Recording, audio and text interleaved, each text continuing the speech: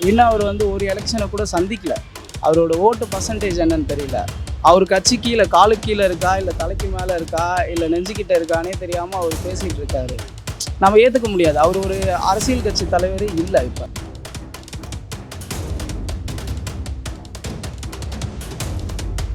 கட்சி அப்படின்னா அதோட கொள்கைகள் முதல் தெரிஞ்சிருக்கணும் ரசிகர்களுக்கு, அதுதான் முக்கியம்.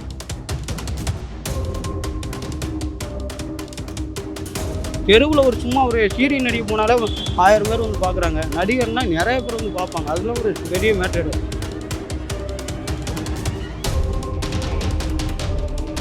வெறும் மாற்றங்கள் பண்ணுறாரா இல்லை வெறும் சூட் கேஸை வாங்கிட்டு மாறுறாரா, அதுதானே நான்.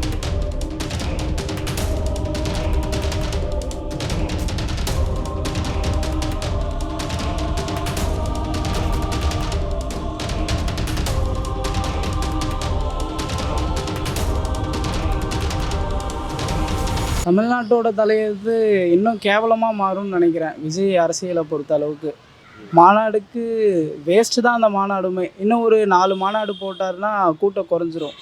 அடுத்தது ஒரு 10 பேர் 15 பேர் தான். அந்த முகம் பார்க்குற வரையும் நிறையா கூட்டம் வரும். நானுமே போவேன். இப்போ விஜய் வந்தார்னா நானுமே போய் பார்ப்பேன். ஆனால் ஓட்டு போட மாட்டேன் இல்லைங்களா.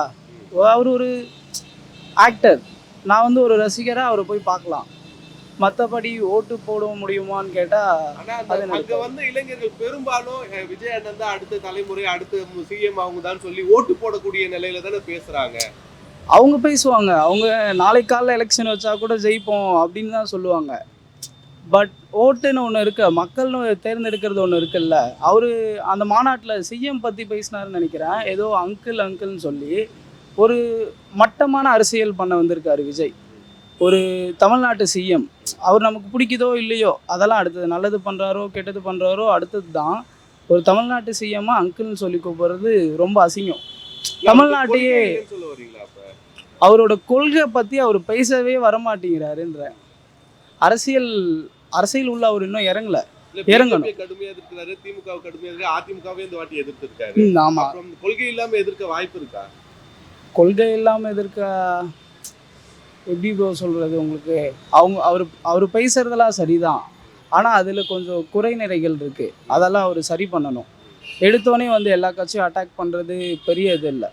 இன்னும் அவர் வந்து ஒரு எலெக்ஷனை கூட சந்திக்கல. அவரோட ஓட்டு பர்சன்டேஜ் என்னன்னு தெரியல. அவர் கட்சி கீழே காலுக்கு கீழே இருக்கா, இல்லை தலைக்கு மேலே இருக்கா, இல்லை நெஞ்சுக்கிட்ட இருக்கானே தெரியாமல் அவர் பேசிகிட்டு இருக்காரு. நம்ம ஏற்றுக்க முடியாது. அவர் ஒரு அரசியல் கட்சி தலைவர் இல்லை இப்போ. சரிங்களா. ஒரு சின்ன கூட்டத்தில் உட்காந்துருக்காரு. அவர் வந்து ஃபஸ்ட் எலெக்ஷன் சந்திக்கட்டும், அடுத்தது செகண்ட் எலெக்ஷன் சந்தித்து அவர் சிஎம்மாக ஜெயிக்கட்டும். அதுக்கப்புறம் அவர் சொல்கிறத கேட்கலாம், புரிஞ்சிக்கலாம். இப்போ அவங்க பின்னாடி போன இளைஞர்கள் பட்டாளத்தை பொதுமக்கள் வந்து சில பேர் முகம் சுளிக்கிற மாதிரி இருந்தது அவங்களோட நடவடிக்கைகள் எல்லாம் சொல்லி சொன்னாங்க. ஆமாம், ரொம்ப கண்டிப்பாக. அது ரொம்ப ரசிகர் தான் அவங்க. இப்போ வந்து ஒரு கட்சியோட தொண்டர்களாக மாறுறாங்க. அவங்களோட நடவடிக்கை ஒழுங்காக இருக்கணும். எந்த கட்சி எடுத்தாலும் அவங்களோட நடவடிக்கையை வாட்ச் பண்ணிக்கிட்டே தான் இருப்பாங்க. சின்ன விஷயமா இருந்தாலும் அதை பெருசாக தான் காட்டுவாங்க மற்ற கட்சிக்காரங்க. ரசிகர்கள்னு சொல்கிறது தப்புன்னு நினைக்கிறேன். விஜயோட தொண்டர்கள் அவர் பார்த்து தான் இருந்துக்கணும். அவங்க தொண்டர்கள் நிறையா சேர்லாம் கூட உடச்சி பாவம் ரொம்ப கஷ்டப்படுற கான்ட்ராக்டர்ஸ் அவங்களாம். எல்லாரையும் பார்க்கணும். அவங்கெல்லாம் கருத்தியெல்லாம் அரசியல் படுத்த விஜய் என்ன செய்யணும்னு ஒரு இளைஞரா நீங்க என்ன சொல்ல வரீங்க? ஒரு நல்ல அரசியல்வாதி கிடைச்சா நல்லது தான் நம்ம நாட்டுக்கு. ஒரு நல்ல தலைவர் வரணுன்றது ரொம்ப முக்கியம். ஆனால் இவரை தேர்ந்தெடுக்கிறது சரியான்றது கொஞ்சம் தப்பாக இருக்குது. மக்கள் யோசிக்கணும். ஆமாம், மக்கள் யோசிக்கணும். யோசிச்சு தான் ஓட்டு போடணும். எனக்கு தெரியாது. பட் ஈஸாக மாஸ் அட்ராக்ஷன் இருக்குது, public attraction. You get definitely vote. அதான் என்னுடைய பர்சன்ஸ். இல்லை அவர் வந்து கருத்தியலா அரசியல் ரீதியாக இன்னும் பக்குவப்படணுமா, இல்லை இன்னும் பக்குவப்படணும். Still because age is there. Still maturity ஆகணும். அவங்களுடைய ரசிகர் பட்டாளம் வந்து ரொம்ப முகம் சொல்லிக்கிற அளவுக்கு நடந்துக்கிறாங்கன்னு சொல்லி சொல்றாங்க. அது உங்களுடைய பார்வையில் என்ன சொல்றீங்க? அது I cannot tell anything on this comment. நான் சீன் தட் மாநாடு இதை பார்க்கல. பட் ஆனால் ஈ short time to get maturity. இல்லை, அவருக்கு ஒரு வாய்ப்பு கொடுக்கணும்னு தான். வாய்ப்பு கொடுக்கணும் கண்டிப்பாக. ஏன்னா வந்திருக்காங்க அப்படின்னா அவங்களுக்கு நம்ம ஒரு வாய்ப்பு கொடுத்து பார்க்கணும். கொடுக்காமலே நம்ம ஒரு டெசிஷன் எடுக்க முடியாது. நம்ம வேண்டாம். ஏன்னா ஒரு அரசியல் போயிட்டால் எல்லா கட்சியுமே விமர்சனம் பண்ணுறது இது நடைமுறையில் இருக்கிறது தான். அதனால் அவங்க ஒரு வாய்ப்பை நம்ம கொடுத்துட்டு அதுக்கப்புறமா நம்ம அவங்க எப்படி என்ன பண்ணுறாங்க எதுன்னு நம்ம பார்த்துட்டு அதுக்கப்புறம் நம்ம மக்களோட முடிவு என்னமோ அதை சொல்லலாம். அவருக்கான கொள்கை என்ன? அவங்க அந்த கொள்கை வந்து அவங்களுடைய ரசிகர்களுக்கு புரிஞ்சிருக்கா?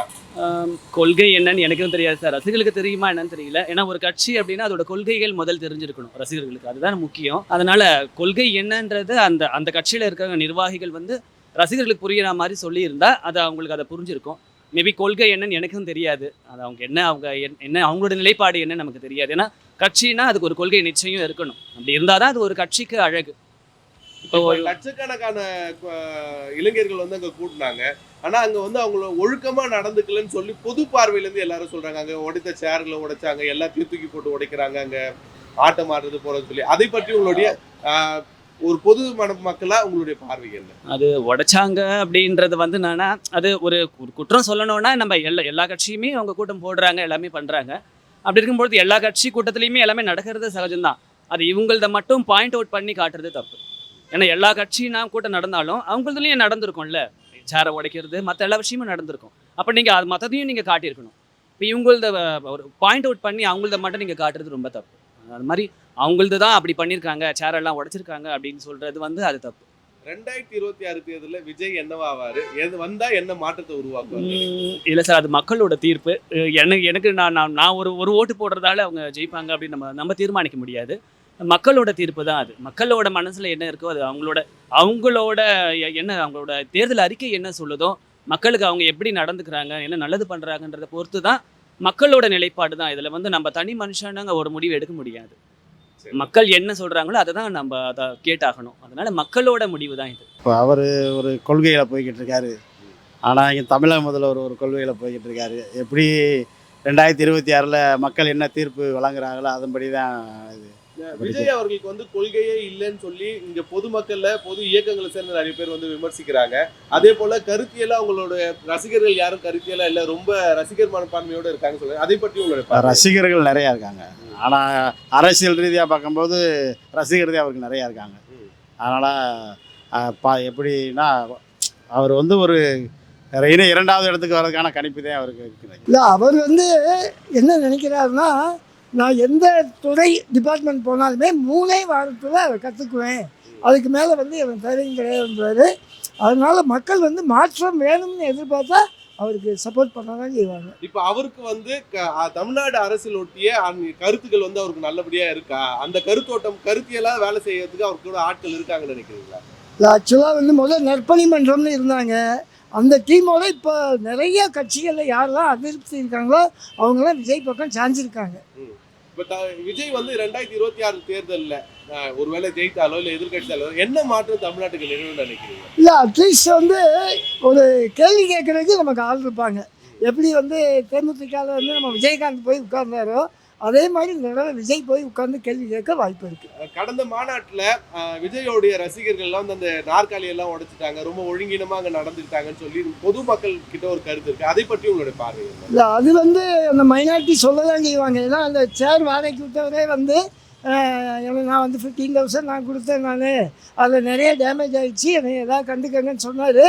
அந்த மாதிரி விஷயங்கள் இருக்க தான் செய்யும். இவ்வளோ பெரிய மாநாடுங்கும் போது இருக்க தான் செய்யும். அவங்க இன்னும் கூட கொஞ்சம் பிளான் பண்ணி மேலே வந்து கவர் பண்ணியே இப்போ இது நடத்தி இருந்திருக்கலாம். டெரஸ் இல்லாமல், அதாவது பந்தல் இல்லாமல், ஷாமியானா இல்லாமல் பண்ணது கொஞ்சம் கஷ்டமாக தான் இருந்தது. அவர் வந்து அந்த அளவுக்கு அனுபவம் ரொம்ப குறைவுங்க. அதில் நிறைய பேர் நீந்த முடியாமல் தவிச்சிட்டு இருக்காங்க. இவர் வந்து புதுசாக வந்து ஒன்றும் பெருசாக பண்ண போடல. ஏன்னா அது வந்து மிகப்பெரிய கடல், சாதாரணமாக யாரும் இது பண்ணிக்க முடியாது.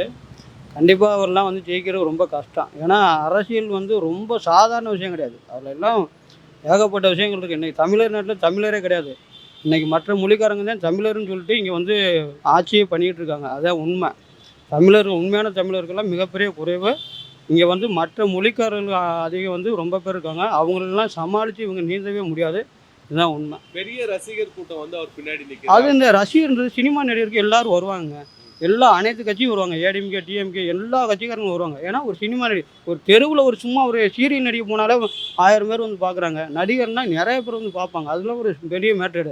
ஆனால் இதில் ஓட்டாக மாறுமானா அது கன்ஃபார்ம் கிடையாது. கண்டிப்பாக முதல்வர் ஆக்கிடுவோம் எங்கள் விஜய் அப்படின்னு சொல்லி அவங்க கட்சிக்கு அவங்க தொண்டர்கள் அந்த டயத்தில் சொல்லுவாங்க. ஏன்னா ஒரு உரையை கேட்கும்போது அந்த நேரத்தில் ஒரு இப்போ நம்ம சீமான் கூட பேசுகிறாரு, பேசும்போது அந்த நேரத்தில் ஒரு பயங்கர இது இருக்கும்.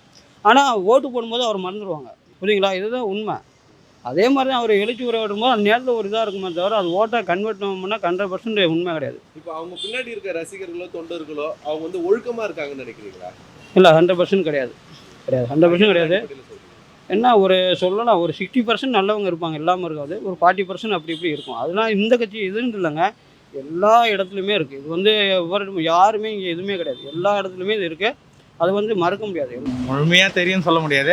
ஆனால் வந்தாருன்னா கொஞ்சம் கொஞ்சம் கற்றுக்கின்னு கொஞ்சம் நல்லது பண்ணுவார், அது மட்டும். எவ்வளவு நாள் பிடிக்கும்னு நினைக்கிறீங்க அவர் அரசியல முழுசா கத்து முடியும் தமிழ்நாடு அரசியல்? அவர் முதலமைச்சராக வரணும்னா இன்னும் எவ்வளோ இதுவெல்லாம் கடக்கணும்.